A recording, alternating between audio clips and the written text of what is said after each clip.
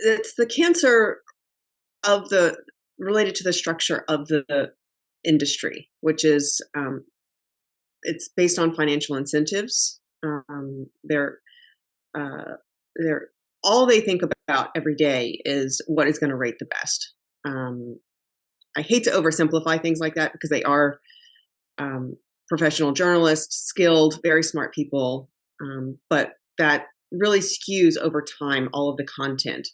And so all of the polarization that we see throughout the country here, I mean, it's global, but here in the United States, so much of that is amplified due to those financial incentives. And it's a cancer because no one feels like it's something that you can fix. It permeates everything, and it seeps into every newsroom, no matter how earnest the journalists are, and then that seeps into everybody's living rooms who are sitting there watching, and that transpires around family dinner time, and people argue with their own good friends, and but no one seems to have an answer for how to address that problem. I think there are things that we can be doing that would address it, but it's a cancer because it's such an enormous problem that infects everyone, and it's incredibly damaging. And it's only getting worse. So that's why I felt the need to say that in a public place. I didn't want to damage or hurt my former colleagues, but I can tell you it's no secret inside the building. And most of these people, they all have families and responsibilities and obligations and mortgages, and I don't blame them because it is such, you feel very helpless there. As I had started looking around for other places to go, everyone, the word I was getting back is it's basically the same place everywhere else. So I didn't want to just quit that job and go to another similar job in another newsroom and face the same frustrations. So that is why I ended up resigning without having another place to go. And I've been trying to figure things out since then. And it is, it's a very difficult problem to address. To your point about the negativity bias, there is this idea of like, oh, we have to, kind of run around like Chicken Little and scream the sky is falling, Yeah. when it might not be falling. But that's what they feel like they have to do and say to get people's attention. Unfortunately, here on climate change, I feel like that is a topic that we don't cover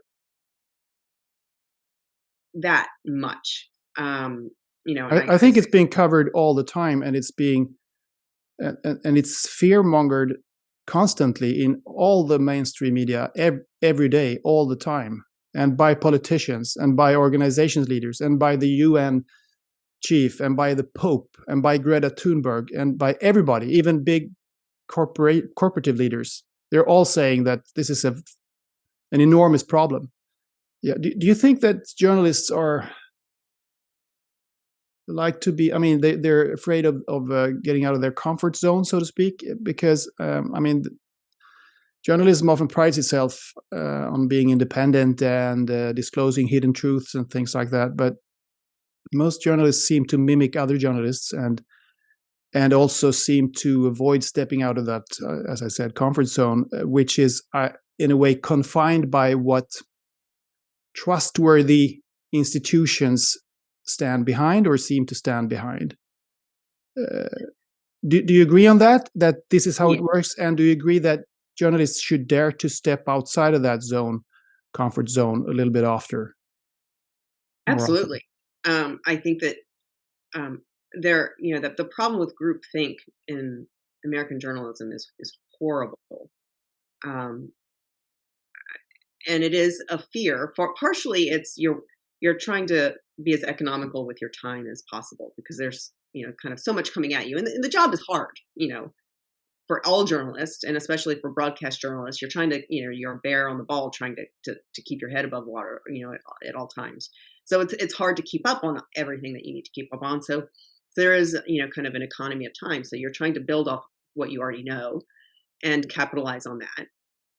And but I think the bigger problem, to your point, is a fear of going against what conventional wisdom is dictating at that point. So if you go against the idea, that Trump is all bad, that's the conventional wisdom, among many journalists. Yeah. Well, if you sit down and talk to some people, reasonable economists, they will say, well, actually, there was some stuff that Trump did that was good. But you can't even broach that subject, in an editorial room or on air, in some of these places. I can imagine. That's probably a bad example, but that type of thing. So if it's the idea that, maybe we should be questioning some of the climate science data.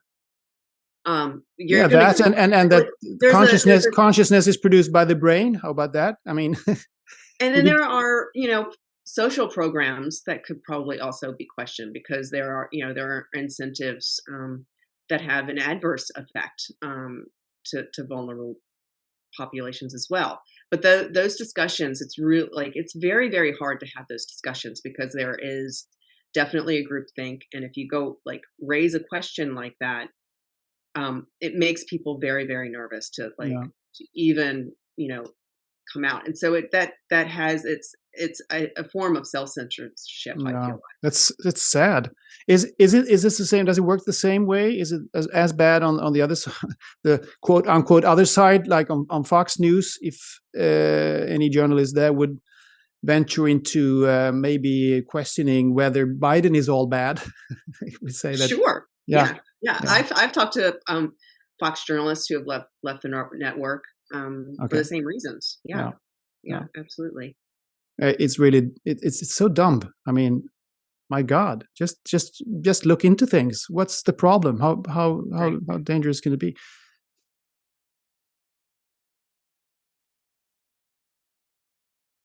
If you like this video and other interviews and talks and stories on Mind the Shift, please like, share, and subscribe.